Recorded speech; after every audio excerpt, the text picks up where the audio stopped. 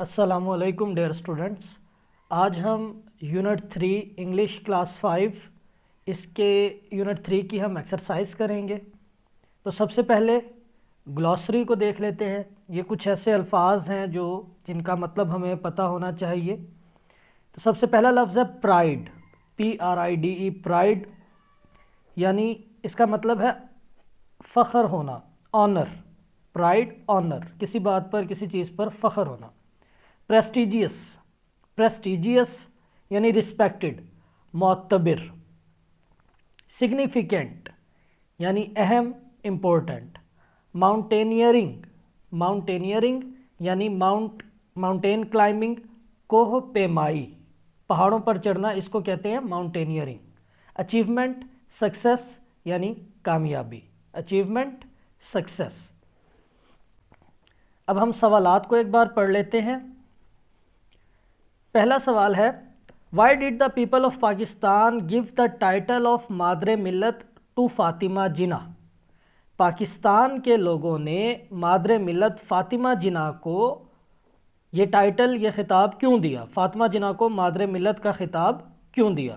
तो इसका जवाब हम लिखेंगे, the people of Pakistan, the people of Pakistan gave the title of Madar-e मिल्लत।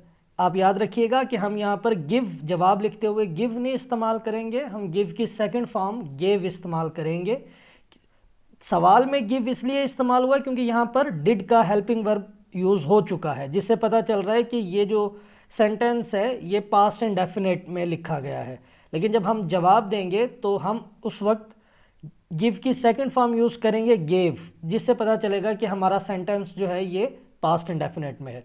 तो इसका जवाब होगा, the people of Pakistan gave the title of Madar-e Millat to Fatima Jinnah because of her untiring efforts for the betterment of the people of Pakistan. Because of her untiring, UNTIRING, untiring efforts for the betterment of the people of Pakistan. Pakistan के लोगों ने मोहतरमा फ़ातिमा जिना को मादरे मिल्लत का ख़िताब दिया उनकी अनथक मेहनतों की वजह से जो उन्होंने पाकिस्तान के लोगों की बेहतरी के लिए की। How old Ruth Pfau help in controlling leprosy in Pakistan. कितना अरसा डॉक्टर रूथ फाओ ने पाकिस्तान में कोढ़ के मर्ज़ को कंट्रोल करने में लगाया? तो ये सबक में हमने पढ़ा था, she devoted her whole life, she devoted, DEVOTED, she devoted her whole life in controlling leprosy in Pakistan. Doctor Ruth Pfau ने अपनी तमाम उम्र पाकिस्तान में कोढ़ के मर्ज़ का इलाज करते हुए गुजार दी। Write a few sentences about how females help in the development of a society. कुछ जुमले लिखिए कि किस तरह से ख़वातीन जो हैं वो माशरे में एक अहम किरदार अदा करती हैं, माशरे की तरक्की में एक अहम किरदार अदा करती हैं। Females have always been a great support for the society. They have worked as teachers, doctors, nurses, and in the other departments. They are equal to men in terms of spirit, courage, and achievement. Their positive qualities always help any society to make progress. Write a short paragraph using the words first, then, next, finally, and however. First sentence is given below to begin with. इस सवाल में आपको कहा गया है कि ये जो अल्फाज हैं first, then, next, finally and however, इनको इस्तेमाल करते हुए आपने जुमले बनाने हैं। और जो पहला जुमला है वो आपको दिया गया है। तो पहला जुमला लिखा हुआ है, first we boil some water to make a cup of tea, कि पहले हम एक चाय का कप बनाने के लिए पानी उबालते हैं। Then we pour some tea in it, then we pour some tea in it, उसके बाद हम इसमें कुछ चाय की पत्ती डालते हैं। Next we pour some milk in it, उसके बाद हम इसमें कुछ दूध डालते हैं। Finally the tea is ready. और आखिर में हम चीनी डालते हैं और चाय तैयार हो जाती है। However we can use another method to make tea also, जबकि हम चाय बनाने के लिए कोई और तरीका भी इस्तेमाल कर सकते हैं। तो इस तरह ये जो जुमले हमने कहे इनमें तमाम अल्फाज then, next, finally and however आ गए। Look at the picture and answer the following questions using position words in complete sentences.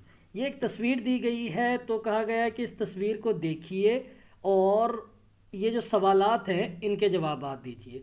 और हमने ये बताना है, हमने पोजीशन जाहिर करनी है। जिस चीज़ के बारे में पूछा जाएगा हमने उसकी पोजीशन को जाहिर करना है। तो पहला सवाल है, where is the cow standing? गाय कहाँ खड़ी है? The cow is standing in the fields. In the fields, FIELDS।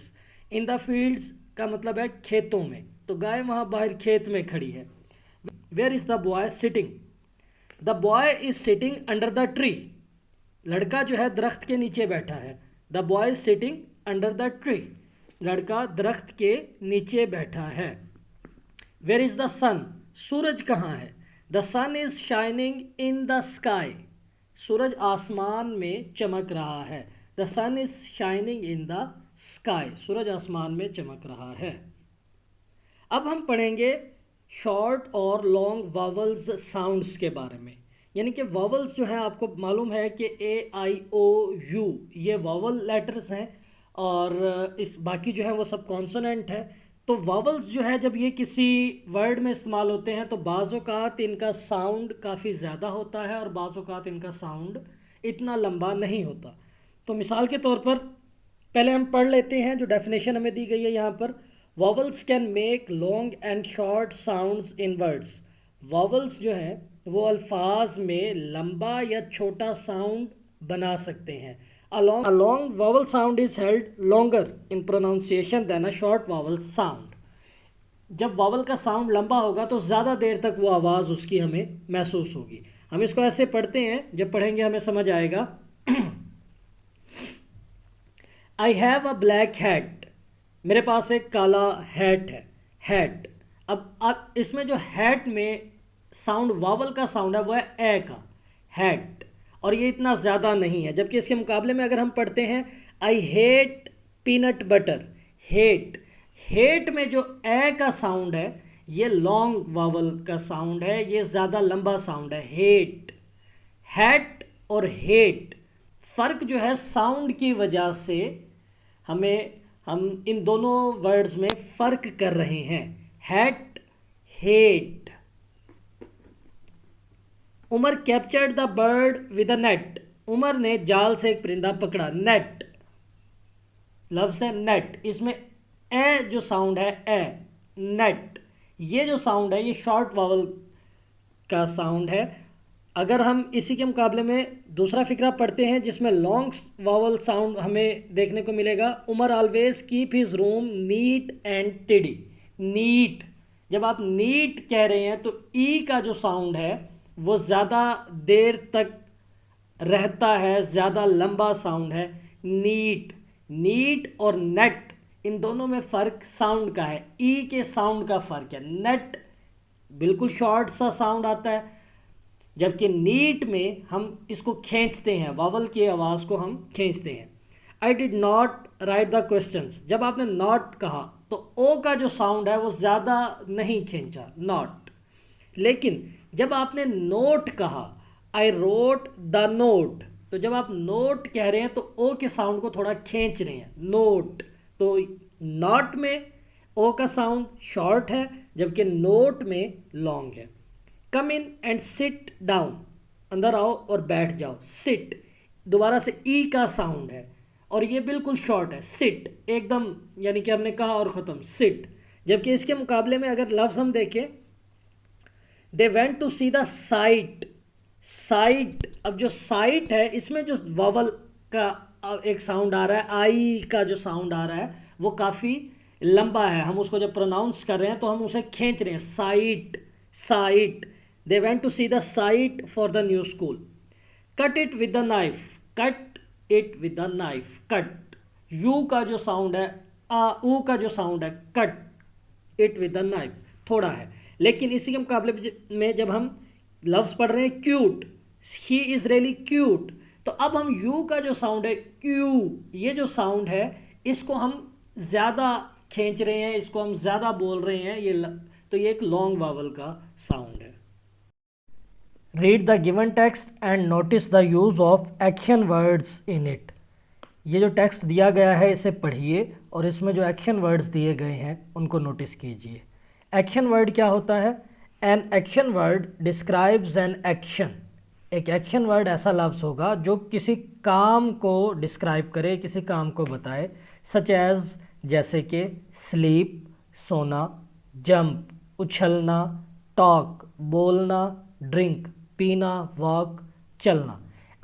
ऐसा कोई भी लफ्ज़ जिससे कोई काम मकसूद हो, कोई काम बताना मकसूद हो, वो एक्शन वर्ड कहलाता है। तो इस पैराग्राफ को हम पढ़ते हैं। We should wash our hands with soap. We should wash, wash का मतलब होता है धोना। वी शुड हमें चाहिए, वॉश आवर हैंड्स अपने हाथों को धोना, विद सोप साबुन से, बिफोर ईटिंग खाने से पहले, हमें खाने से पहले अपने हाथ धोने चाहिए, and after using the toilet और टॉयलेट यूज़ करने के बाद। Germs can go into our mouth from our hands and make us ill. Germs जरासीम, कैन गो जा सकते हैं।